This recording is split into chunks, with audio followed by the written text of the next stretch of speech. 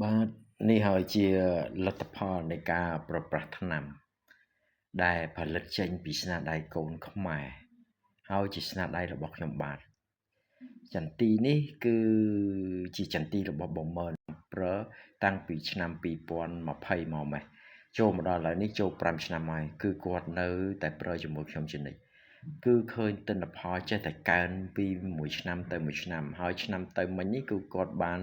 ចំនួន4តោនក្នុង1ហិកតាហើយចន្ទីគាត់នេះមានអាយុ8ឆ្នាំហើយមកដល់ឆ្នាំនេះហើយចន្ទីរបស់គាត់នេះគឺគាត់បានប្រើជាមួយនឹងថ្នាំខ្ញុំតាំងពីខ្ញុំផលិតនៅក្នុងកម្រិតមធ្យមភាព1លីត្រជីលាយទឹកបាន1000លីត្រតែក្នុងឆ្នាំនេះគឺគាត់ប្រើ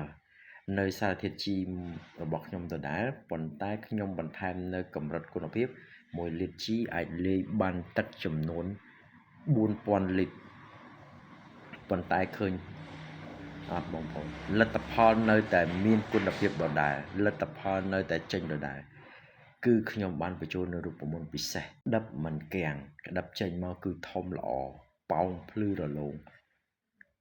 ហើយផ្កាសិតតែជាផ្កាទ្វេភេទទោះជាសន្សើមប្រៃភ្លៀងអាស៊ីតអាកាសធាតុប្រែប្រួលក្តៅខ្លាំងនៅពេល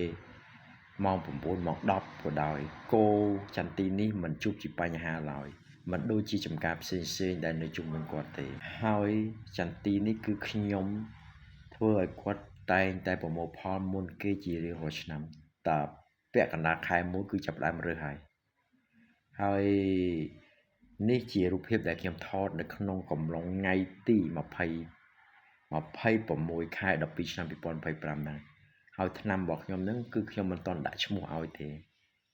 គឺខ្ញុំមិនដឹងថាគួរតែដាក់ឈ្មោះអ្វីប៉ុន្តែជារូបមន្តផ្សំដែលមានលក្ខណៈសម្បត្តិពិសេសនិងគុណភាពបើបងប្អូនទិញយកទៅប្រើក៏ខ្ញុំបាទ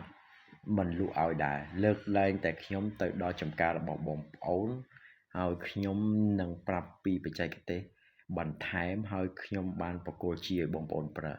បើបងប្អូនសុំទិញយកទៅប្រើខ្លួនឯងគឺខ្ញុំមិនឲ្យប្រើទេព្រោះជីនេះជាជីកម្រិតខ្ពស់1លីត្រលាយទឹកបាន4000លីត្របើសិនជាបងប្អូនបាញ់ថែទាំ1លីត្រជីនេះលាយទឹកបាន5000លីត្រតែបើបងប្អូនបាញ់ជំរុញបង្ខំគឺ1លីត្រជីលាយទឹកបាន4000លីត្រហើយខ្ញុំក៏បានច្រាវជ្រាវជីនេះជាច្រើនឆ្នាំមកហើយចូលល្បាក់ជាង10ឆ្នាំហើយព្រោះអីខ្ញុំដឹងថារុក្ខជាតិនេះចន្ទីមួយនេះវាត្រូវការជីអ្វីដែលសំខាន់បំផុតដោយសារការសង្កេតតាមដានមួយថ្ងៃខ្ញុំនៅតែក្រោមដើមចន្ទីទេបងប្អូនព្រោះខ្ញុំចង់ថាចេះនៅដំណាំណាមួយគឺខ្ញុំចេះឲ្យច្បាស់ដូចជាដំណាំចន្ទីអញ្ចឹងគឺខ្ញុំត្រូវតែសង្កេតថាវាវិវត្តពីមួយដំណាក់កាលមួយដំណាក់កាលវាត្រូវការអ្វីហើយវាឲ្យសញ្ញាអ្វីឲ្យយើងដឹងរហូតតែខ្ញុំដឹងថាចន្ទីនេះ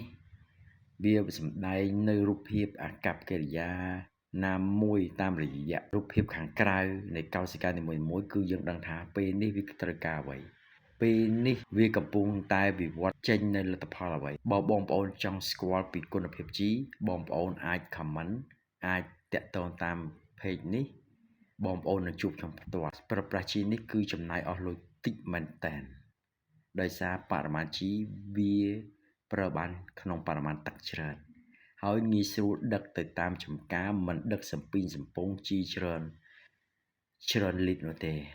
បើបងប្អូនកន្លងមកខ្ញុំឃើញដូចជាខ្ញុំជាក់ស្ដែងអញ្ចឹងខ្ញុំទៅចំការម្ដងគឺខ្ញុំថាបើសិនជាខ្ញុំបាញ់1លីត្រ10000លីត្រទឹកក្នុងមួយថ្ងៃហ្នឹងគឺខ្ញុំត្រូវស្ពាយជីនឹងសំពីងសំពងច្រើនមែនតើរហូតដល់ឥឡូវនេះគឺខ្ញុំ10000លីត្រទឹកគឺខ្ញុំស្ពាយតែជីតែ2ដបគត់យកទៅបាញ់ឃើញមានលក្ខណៈងាយស្រួលអត់បងប្អូន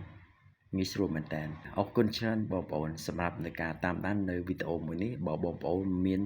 ចម្ងល់ចង់សួរឬមួយចង់ប្រើប្រាស់នៅជីដែលមានកម្រិតគុណភាពនេះបងប្អូនអាចចូលតាក់ទងឬ comment